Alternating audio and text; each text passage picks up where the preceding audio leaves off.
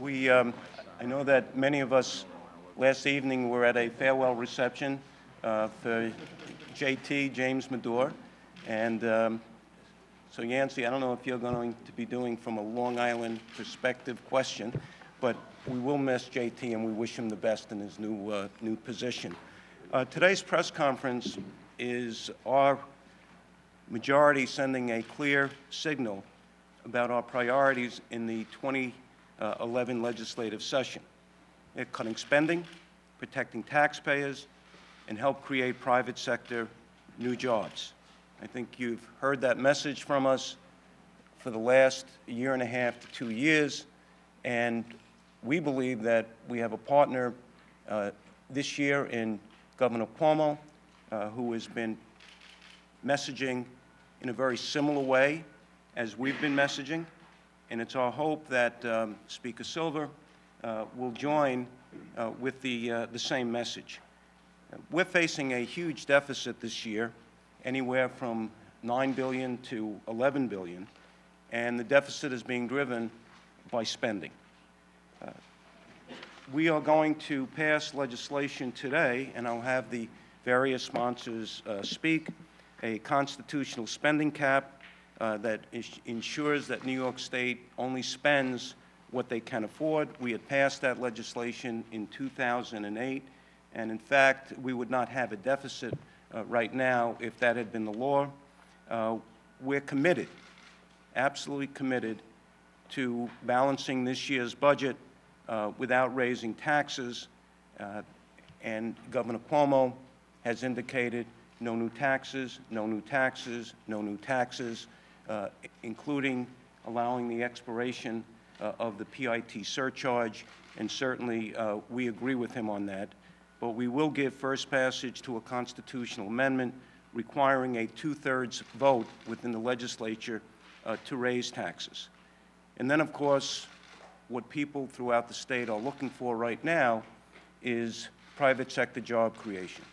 There is nothing more important to an individual than to be able to go to work, take care of their family, and pay their bills.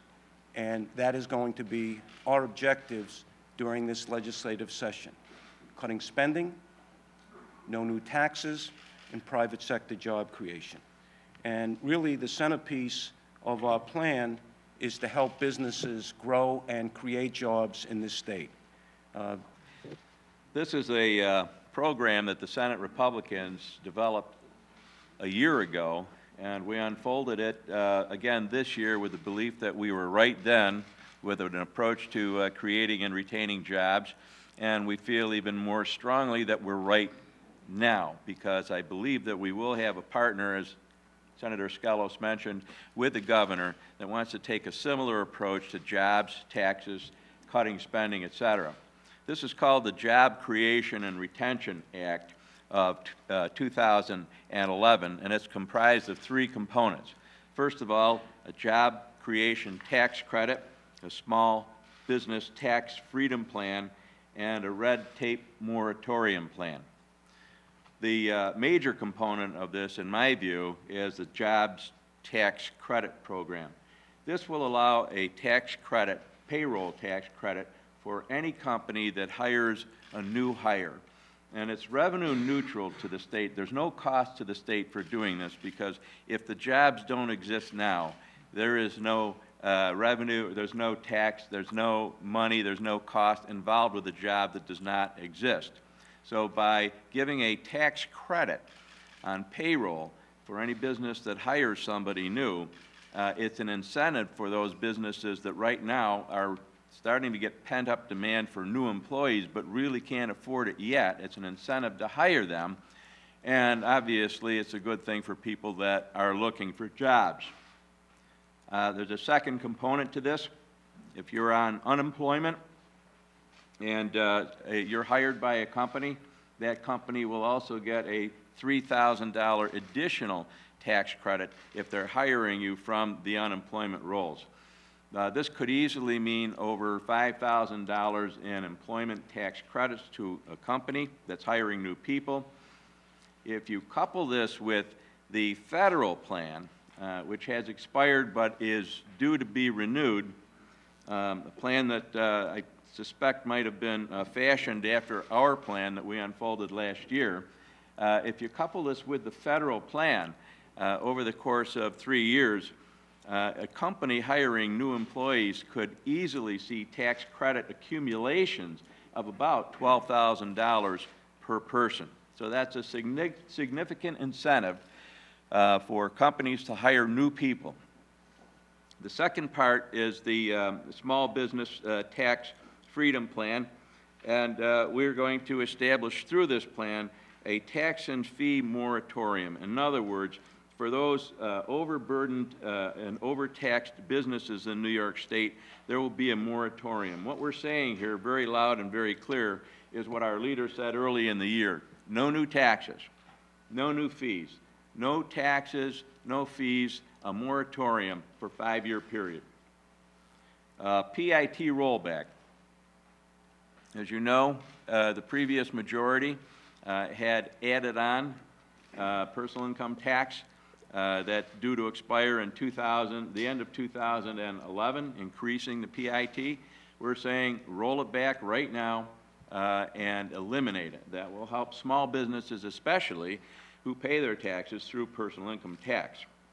The corporate franchise tax, which affects small businesses, is an extra heavy burden to them. We're saying eliminate it. In the first year, cut it in half. In the second year, eliminate it completely. That'll take a tremendous burden off of small businesses.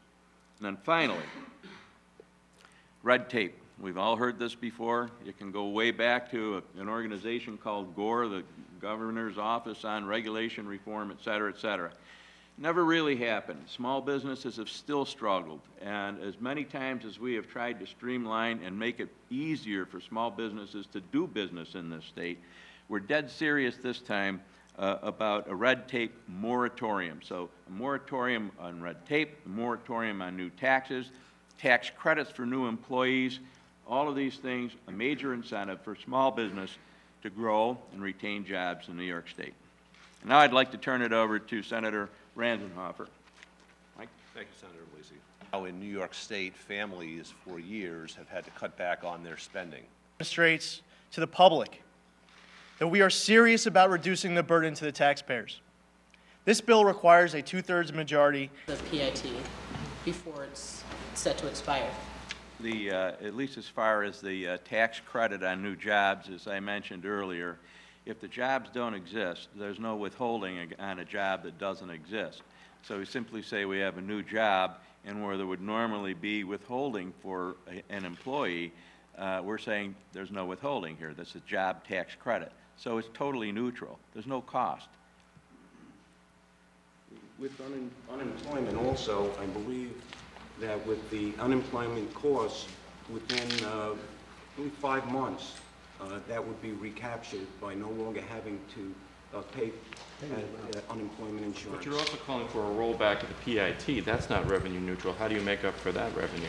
That's the easiest one to answer, and I think somebody referred to the Pataki years when he rolled back the personal income tax, I think by 25%, in anticipation, and correctly so, that when you cut taxes, especially personal income taxes, which apply mostly to, more often to small businesses, that you engender economic activity and hiring that generates an economy that spurs more revenue.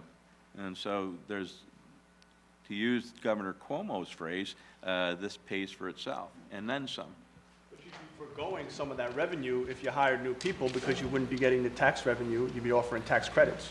No, exactly the opposite, Joe. If you have new people that are working, they're paying income taxes. And so those income taxes go into the state coffer, and you have an increase in revenue, actually, because you have more people working. And in fact, they're probably out being good consumers and spending money and doing other things too. So that engenders economic activity that's been stagnant right now because we haven't had any employment growth. But how quickly are we going to see that employment growth? Why not just let it expire rather than rolling it back before the end of the year? Let what expire? The PIT? There's no time to waste. That's one of the killers of small business is the personal income tax surcharge that the Democrat majority imposed along with the governor and the assembly last year. at a time when we could have done something positive for job growth and for the economy, they stuck a knife right in the heart of the economy and employment growth. There's no time to lose. We have to do this right now. What would be the immediate hole, the immediate shortfall from the acceleration of the PIT? I think that there is a cost associated with it. It was 100 million or 400 million. But what I'd like to stress here is that we're in a 12-month budget session. So if you look at the fiscal year and you look at all the jobs that are created, if you're just looking at a budget number, you have to say to yourself that somewhere along the line we're going to make that up because jobs are going to be created and revenue is going to roll into the state treasuries. But the immediate cost is identifiable. And I'm sorry, what is that number? 100? You were saying 100,000, 400? We have 100. That was $100 million. Last night you met with the governor, you and a number of other Republicans. What commitment, if any, did you make on specific proposals that the governor put forth in the State of the State address? Well, we've had a commitment to do a property tax cap. Discussed that with him just a little while ago, and hopefully we can close in and get something done. Certainly, this conference supports it.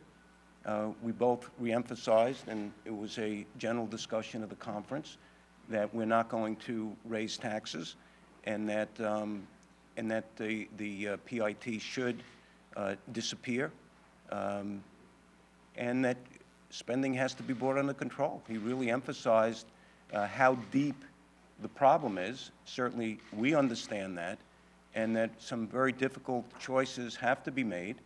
We're prepared to do it. We're prepared to treat each part of the state regionally in a fair way, and tough choices, but you can't kick the can down the road anymore. It just has to be done. When you say treat each part of the state regionally in a fair way, is that an indication that you're still supporting the share method of doling out education aid? We just want to make sure that the pain, which there will be pain, is spread throughout the state, and that's what's going to happen. Would you be willing to go as far as supporting the government shutdown as indicated a couple days ago? I don't think a government shutdown will be necessary. I believe that you're going to find our conference in sync with the governor very quickly. What if you're not in sync with the Assembly Democratic Conference? We're not closing down government. If the Speaker wants to close down government, that's his choice. Are you close on a property tax cap with the governor or a three-way with the Assembly? Well, you asked about last night. The question was about last evening. We had a general discussion with the governor about the importance of doing a property tax cap. No, I wasn't asking about last night. I have not had a discussion with the Speaker about that since, I guess, last week when we sat down and chatted with each other. Does mandate relief have to be part of the tax cap bill, by the way? Mandate relief is critically important if you're going to have an effective cap, and that's why I know that Senator Little is involved with the governor on the mandate relief. Senator Ball with the SAGE in terms of different costs and consolidation of agencies, and